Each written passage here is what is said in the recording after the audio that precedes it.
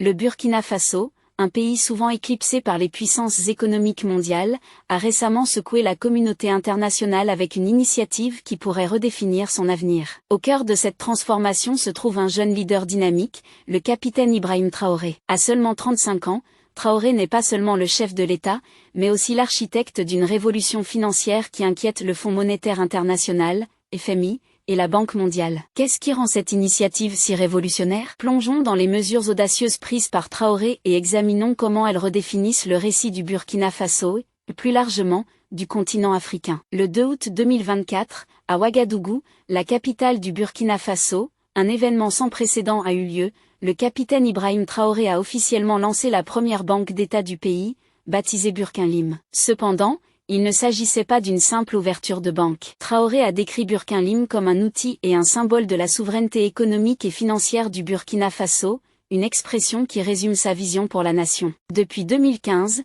le Burkina Faso fait face à d'immenses défis, notamment le terrorisme qui perturbe gravement ses secteurs économiques et sociopolitiques. Ces difficultés ont souvent rendu le pays dépendant des institutions financières extérieures telles que le FMI et la Banque mondiale. Cependant, la création de Burkinlim par Traoré marque un tournant significatif, signalant une transition vers l'indépendance financière et l'autosuffisance. Traoré, qui est arrivé au pouvoir grâce à un coup d'État réussi en septembre 2022, est une figure à la fois controversée et porteuse d'espoir. Son style de leadership contraste fortement avec celui de ses prédécesseurs, qui peinaient souvent à tenir leurs promesses. Un exemple frappant de sa popularité est apparu lorsqu'il a exprimé le souhait de se retirer, mais a été confronté à une demande publique massive pour prolonger sa période de transition de 5 années supplémentaires. Ce niveau de confiance publique est rare et souligne la foi que le peuple burkinabé place dans la vision de Traoré. L'un des aspects les plus significatifs de la révolution financière menée par Traoré est la reconquête de l'indépendance monétaire. Depuis des décennies,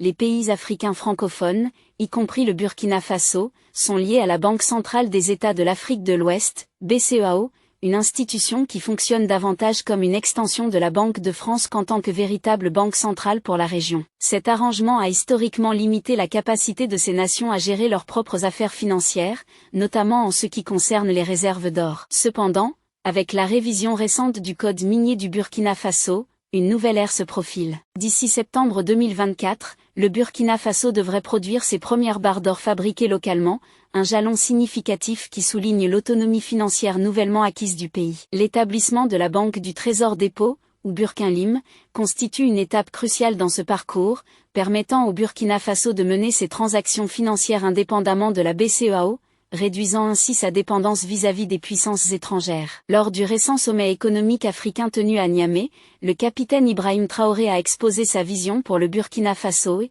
par extension, pour l'Afrique. Son approche, rafraîchissante de simplicité, est divisée en 3 phases distinctes: comprendre le monde, plaider pour le changement et présenter une vision pour l'avenir. La compréhension du monde par Traoré a été façonnée par des interactions étendues avec des politiciens, diplomates et chefs d'entreprise du monde entier au cours des 20 derniers mois. Ces rencontres lui ont fourni des perspectives précieuses sur les dynamiques globales en jeu et l'ont aidé à formuler une vision à la fois ambitieuse et ancrée dans la réalité. Il est profondément conscient des perspectives impérialistes qui ont longtemps dominé le discours mondial, souvent en dépeignant les peuples autochtones comme des sauvages et en présentant les puissances occidentales comme les seuls arbitres de la richesse et du bonheur. La vision de Traoré cherche à démanteler ces notions dépassées et à les remplacer par un modèle valorisant la souveraineté et l'autodétermination africaine. L'un des aspects les plus marquants de sa vision est son insistance sur la nécessité pour les Africains de se libérer des idéologies imposées par des puissances extérieures, notamment dans la façon dont ils se perçoivent et perçoivent leurs ressources. Les discours de Traoré ont résonné profondément chez beaucoup,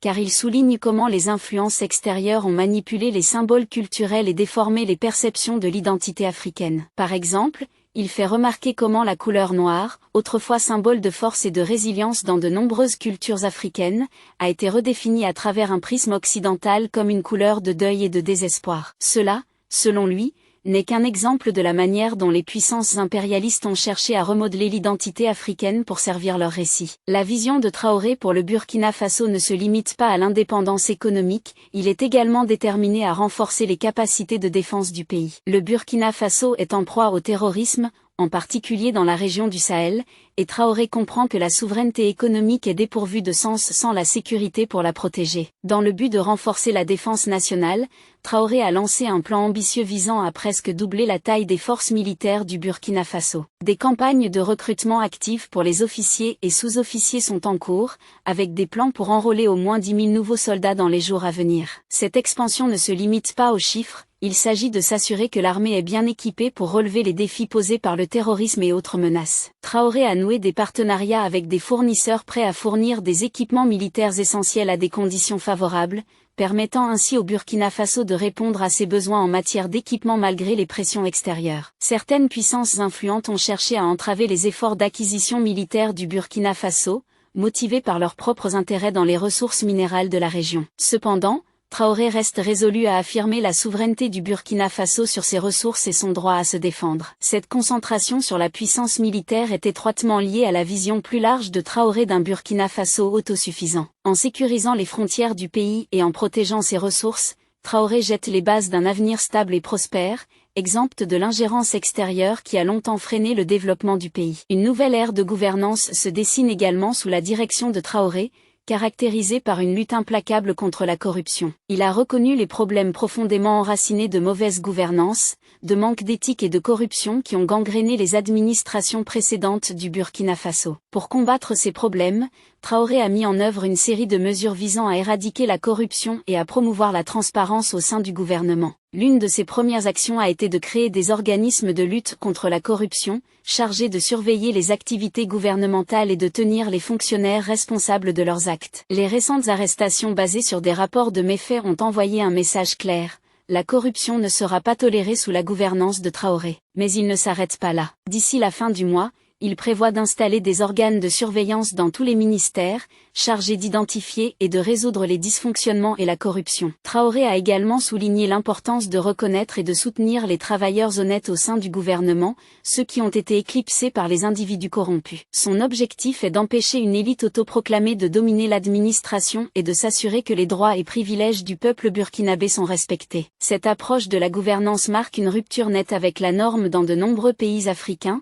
où la corruption reste souvent impunie et où la responsabilité est rare. En matière de diplomatie, Traoré a adopté une position audacieuse qui remet en question les normes conventionnelles. Il a introduit ce qu'il appelle une « diplomatie de la vérité », fondée sur l'honnêteté, la transparence et l'engagement envers les intérêts collectifs des États membres du sommet économique africain. Contrairement aux pratiques diplomatiques traditionnelles, qui impliquent souvent un certain degré de posture publique et de manœuvre en coulisses, l'approche de Traoré est d'une franchise rafraîchissante. Il a clairement indiqué que les décisions du Burkina Faso concernant les partenariats, qu'ils soient africains ou étrangers, seront prises de manière unanime au sein de l'ASE. Cette approche collective garantit que les intérêts de tous les États membres sont pris en compte, plutôt que de permettre à un seul pays de dominer. Alors que nous examinons plus en profondeur les implications des actions de Traoré, il est crucial de comprendre comment l'établissement de Burkina pourrait remodeler non seulement le Burkina Faso, mais aussi toute la région ouest africaine. En créant Burkina, Traoré ne se contente pas de poser un précédent pour l'indépendance financière,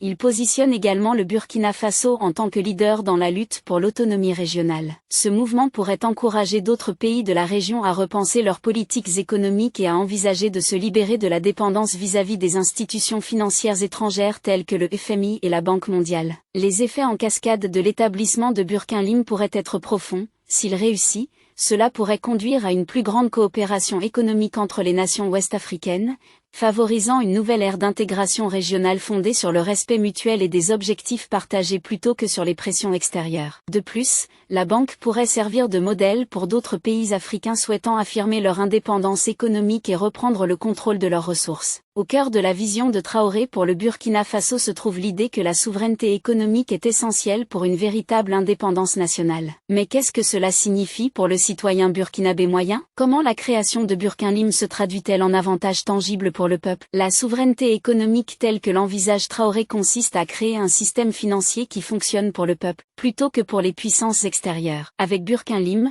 le gouvernement peut désormais canaliser les ressources directement vers des projets de développement qui bénéficient aux communautés locales. Cela pourrait entraîner des améliorations dans les infrastructures, l'éducation, la santé et d'autres services vitaux qui ont longtemps été négligés en raison d'un manque de fonds ou de la mauvaise allocation des ressources par les administrations précédentes. De plus, en réduisant la dépendance aux institutions financières étrangères, le Burkina Faso peut éviter les mesures d'austérité souvent imposées par le FMI et la Banque mondiale, qui ont historiquement conduit à des coupes dans les dépenses publiques pour les services sociaux. Au lieu de cela, le pays peut investir dans des programmes qui favorisent une croissance économique durable, la création d'emplois et la réduction de la pauvreté, conduisant finalement à une amélioration du niveau de vie pour le peuple burkinabé.